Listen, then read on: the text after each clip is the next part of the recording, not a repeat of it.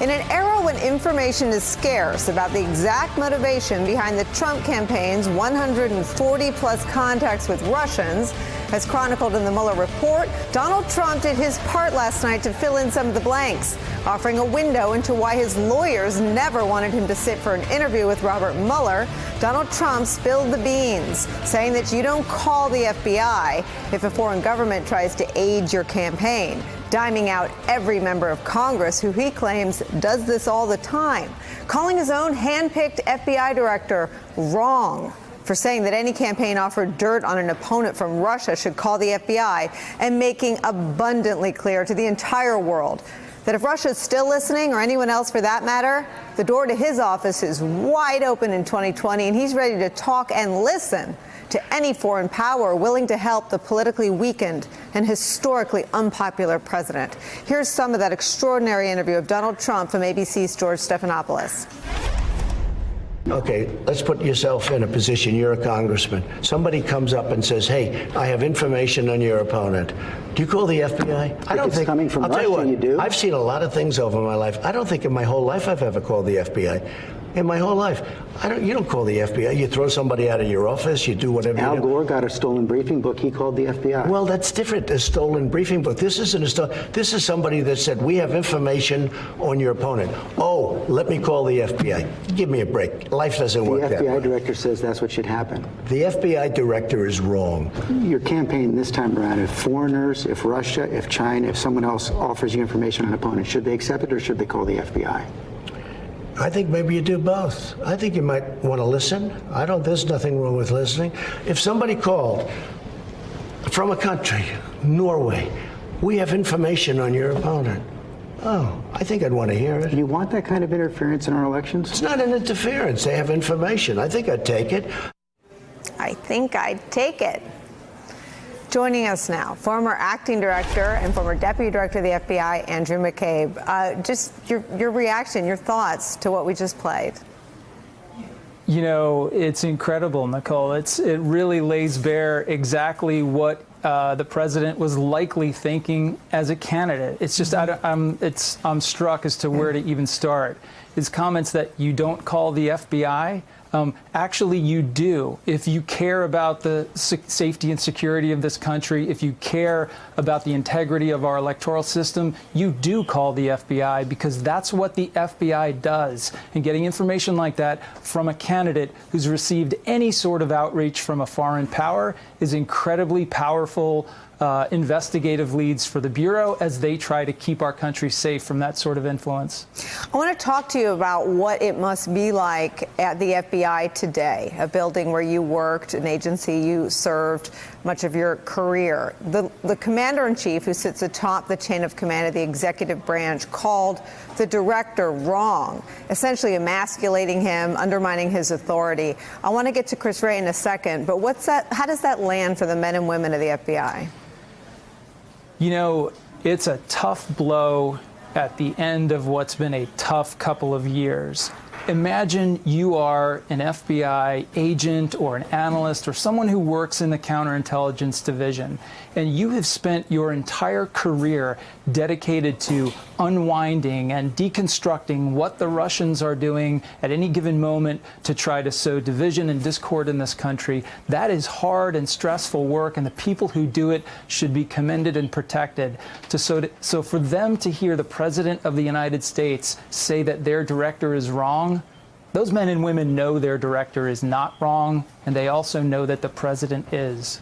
So what does Christopher Wray do today, Andy? You know, that's a great question, Nicolle. I have always thought that anyone who works in this administration and maintains any level of integrity and commitment to their values and commitment to their oath will at some point find themselves in a conflict with the President of the United States. That day may very well have come for Christopher Wray. It will be very interesting to see how he handles it. I'm not sure that there is a careful, easy, keep your head down way to address this blatant conflict between the agency and its righteous mission and this misdirection that they've received from the President of the United States. And I guess I want to put Chris Wray in the spotlight because he is now the third director of the FBI under this president to be smeared and undermined by him. Jim Comey, who was asked to see to it to let Mike Flynn go and then was fired under the auspices of a Rosenstein memo that turned out not to be what was on Donald Trump's mind, out the door. You served in that job, smeared, maligned by this president, out the door. Via Twitter, I might add. And now his third person to act in that role, called flat wrong on national television for simply articulating in testimony on Capitol Hill what the laws of the land are. Yeah, you know, and as I've said, that time may be coming for Chris to determine, you know, how forcefully he is going to reiterate for his people internally, look, this is our mission, this is what we do, we follow the law, and any steps that he takes in that direction hold him up in direct contrast to the comments of the president. I think Chris is a person of integrity. I know he's a smart, careful guy. I know he's probably thinking about this very deeply today. But it is hard to imagine running an institution like the FBI and not finding yourself in a stark conflict with President Trump at some point. I want to go back in time to something you said when you run this program when your book came out. You revealed here that you opened a full field investigation into Donald Trump around questions of whether the act of firing Jim Comey wasn't just potentially obstructive, but whether it was also potentially part of a conspiracy with Russia. I want to know if what you heard from Donald Trump in that interview with George Stephanopoulos was the kind of mindset, the kind of conduct that raised your antenna in the first place. Well, it is, Nicolle. As you know, the standard for opening our case is when we have information that might indicate that a threat to national security might exist, or that a federal crime may have been committed. And so in that time, in May of 2017, we clearly had that sort of information. We knew what the Russians had been doing since 2014, 2015, attacking our cyber infrastructure, our academic institutions, government institutions, think tanks.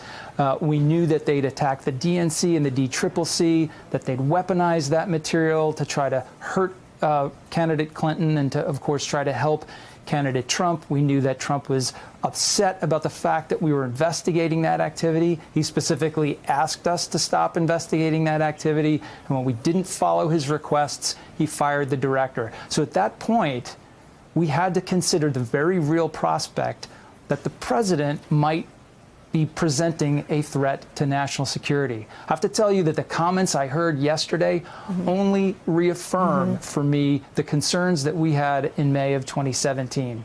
Look, this is what foreign intelligence services do every day. Their bread and butter is building relationships and creating leverage with decision makers in government. That's how they influence policy decisions. That's how they collect information that they shouldn't have. If I am a foreign intelligence officer today, the message I got from the president's own words yesterday was, it is open season on U.S. political figures in 2020. And I guess what I want to ask you is there anyone that would see those statements the same way you did in the spring of 2017? Do you think there's anybody inside our law enforcement agencies or inside our intelligence agencies who heard what we all heard? Now, we know the president doesn't want us to believe what we see or what we hear, but what he said in that interview was abundantly clear, and it's very clear why his lawyers didn't want him to sit for an interview, because you heard the intent. You heard the intent to conspire. And I think people are confused about how Robert Mueller couldn't connect all the dots. Maybe you could illuminate that and answer the first question, whether or not anyone inside our law enforcement agencies would hear what you just described from the president yesterday. Well, I'm quite certain that our counterintelligence professionals in the FBI and in other places are listening to those comments yesterday, and they are very concerned. Very concerned not just about this cavalier attitude that the president has about federal election law. They're also concerned about this invitation effect that his comments may have to those adversaries that are best positioned to take advantage of it. So I am sure those folks are kind of recalibrating their efforts today and figuring out how to get to the bottom of this. I would expect that to be happening. And do you think that is easier or more difficult against the backdrop of a story that appeared in the New York Times last night about the same time that this interview with ABC dropped, that the Attorney General is now going to start examining some of the CIA analysts' work product, which is, as you know better than me, and jump in if I don't describe this accurately. This is looking at not necessarily human intelligence or raw intelligence, but the raw analysis created based on that firsthand, either human intelligence or intercept intelligence or whatever it is that we gather through, I guess, traditionally the most sacred and protected sources and methods. Yeah, well, it concerns me greatly. You know, as I said earlier, Nicolle, it's been a very tough year for the men and women of the FBI. One of the things that makes it tough is when your institution is attacked for the work that they do, when individuals in your institution are attacked for the work that they do, and then to see a development like this absolutely has a negative impact, a sort of chilling impact on the people that do that work every day for a living. Those folks who spent so much time and effort contributing the analysis and the conclusions to the intelligence community assessment at the end of 2016, beginning of 2017, have got to be very concerned right now about why exactly a federal prosecutor is coming in to challenge their conclusions, to kind of peel back the onion on the work that they did so many years ago, and work that was universally accepted by the heads of the agencies involved. So it's quite curious and concerning. I'm sure to those people it is to me as well. Why do you think they're doing it? You know, I don't know, Nicolle. My colleagues and I have been under investigation since January of 2017. So to be quite frank, it's tough for me to sort through exactly who's investigating what at any given moment. The thing that concerns me about this one, I mean, we have definitely seen efforts by some to undermine the conclusions, be they analytical or investigative, by attacking the investigators personally. And that's the concern that I have for this investigation. It's certainly reasonable for the Attorney General to want to know what happened before he took his position, to want to know what sort of decisions were made and why those decisions were made. But if the effort here is to undermine those conclusions, to attack the investigation by attacking the investigators, that is something that will have real repercussions in the community and will have the effect of making our analysts and our investigators certainly hesitant to move forward. I want to ask you to just sort of dive into this theory. It was posited to me by a former senior intelligence official who said that one of the possible motives behind this move by Barr is that your former agency, the FBI, was scrubbed, as you said, for 2.5 years. There was an Inspector General report. John Huber is investigating it. Now this U.S. Attorney out of Connecticut is also investigating the investigators, that they didn't turn up anything. And so now they're turning to the other side of the ledger, the products used, examining whether or not perhaps the FBI was handed off tainted information. Do you think that's a scenario that keeping the president on this war footing against the deep state is absolutely essential to his political brand, or is that too conspiratorial even for a skeptic? Yeah, it's hard to say at any moment, Nicolle, exactly what the president is thinking until, of course, he tells us himself. It is certainly possible that, look, it seems that the president gets some political value out of perpetuating this narrative that he is at war with the deep state, that the government professionals are trying to stage coups and plot coups and overturn the presidency. None of those wild and, baseless predictions have come true. There is, of course, no evidence of any of that activity because it never took place. So could this be just another effort to perpetuate that narrative, to look under another stone to find the thing that they've been hoping to find all along? It's certainly possible.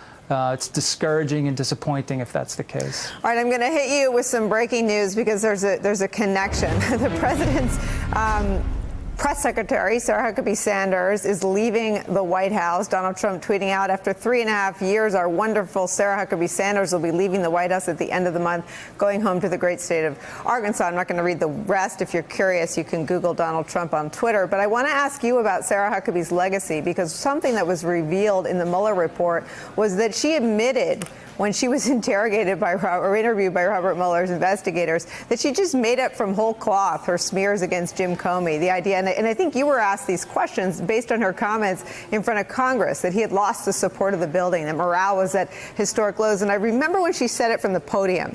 She said, I talked to lots of FBI agents. There's no reason why any political appointee in the White House would have occasion to talk to lots of FBI agents. So I remember hearing it at the time and thinking it sounded bizarre, having served in a press function in the White House. But part of her legacy will always be that she lied from that White House podium about the reputation of Jim Comey and had to confess to those lies in the Mueller report.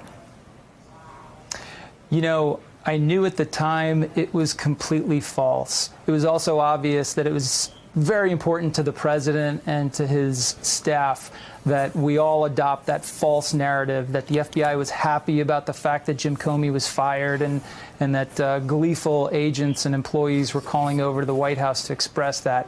Never happened. Completely false from the beginning. So to see that admission in the Mueller report was enormously satisfying. I have to say, I will not miss her after she departs the White House. We were the first hour to ban her her tape, and so I literally and figuratively will not miss her either. Let me ask you about some more breaking news. Mike Flynn and Rick Gates have been subpoenaed to testify by the House Intelligence Committee.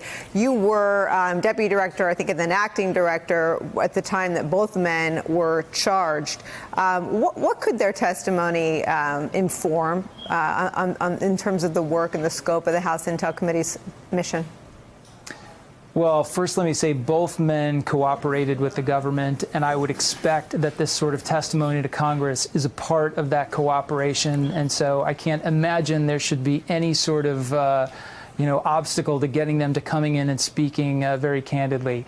Both were also inextricably tied into different aspects of the Trump organization. Gates, of course, on the campaign side, and Flynn more so on the campaign and national security side. There's really no limit to the sort of information that they might have. The Mueller team had a very specific remit. As you know, Director Mueller thought of his responsibilities as very narrowly tailored. The Congressional Committee will not have that same sort of limitation. So it's possible that the committee pushes into areas that Gates and Flynn have not even covered with federal prosecutors. You never know. So I think it'll be very interesting to see what comes of those appearances. Both men told lies about Russia. Donald Trump, in his interview yesterday, said in front of God and country and Russia and every other American adversary that he would listen to any foreign government with dirt on an opponent. There was nothing wrong with that. Have you, in your own mind, unraveled why so many lies were told about those meetings in Trump Tower with the Russians to get dirt on Hillary Clinton, which they at one time said was about adoption. At another time, they said it was fruitless. Jared Kushner's got this complicated tale of having an aide send him an email to get him out. I mean, the president basically said, I called the code red. I said it was fine. Why'd they all tell so many lies about Russia, and how'd they coordinate all those lies? It is one of the enduring questions that remains after the special counsel's work and the report. I mean, it is, look, you know from your own experience, Nicolle, 140 different contacts between people associated with the administration and the campaign and the government of Russia, or individuals connected to Russian intelligence. It's absolutely inexplicable. Never seen anything like that before. On top of that volume of contacts, you have all of these high-level officials in the administration who have lied or disassembled or attempted to kind of cover up those contacts and what may have come from them. It is just one of the enduring mysteries that we have from this time of watching this administration. I want to ask you one last question about the ABC interview last night, and because this seems to be the connective tissue here. Very muted criticism for the president. The Republicans, if they even said anything critical at all, sort of took out a scalpel and carved out the language used. No blanket condemnation of the act. And I worked on 3 presidential campaigns. You didn't even take a phone call from a representative of a foreign government. I mean, frankly, when I worked on campaigns, you didn't take a phone call from organizations with aligned political interests. So you were really hermetically sealed from everyone else. But we now heard from the president himself, and we heard Congress sort of, they didn't shrug, they did a little more than shrug, but not much. Does that for you explain how we are where we are, that the Mueller report, for all of its textured 140 contacts between the Trump campaign and Russia, 10 acts of attempted obstruction of justice, and the collective reaction from Congress is a shrug. No witnesses are there. There's sort of a halting effort to get people up there and make this public case. Does this all make more sense when you see the posture and the almost zombie-like acceptance of all of Donald Trump's obliteration of the rule of law and all the norms? Well, I think it explains why the president feels so emboldened to say the ridiculous and aberrant things that he says all the time. It explains why he feels strong enough to do these things, to give in to his more baser instincts, because he knows that party is not going to hold him accountable to anything. This is certainly not the first failure of courage that we've seen on the part of congressional Republicans, and I'm sure it won't be the last. There's a new low in terms of the sort of activity and behavior that congressional Republicans are willing to accept from this president every day. Think about the idea that Republicans are now completely okay with the statement by the president that he would accept information from the Russians. I mean, the Republican Party, traditionally strong on national defense, the party that fought Russia, the party that won the Cold War, and here we are today where things like, the statements made to ABC take place yesterday, and you hear a collective nothing from the leadership on the Republican side of the Hill. Hey there, I'm Chris Hayes from MSNBC. Thanks for watching MSNBC on YouTube. If you want to keep up to date with the videos we're putting out, you can click subscribe just below me, or click over on this list to see lots of other great videos.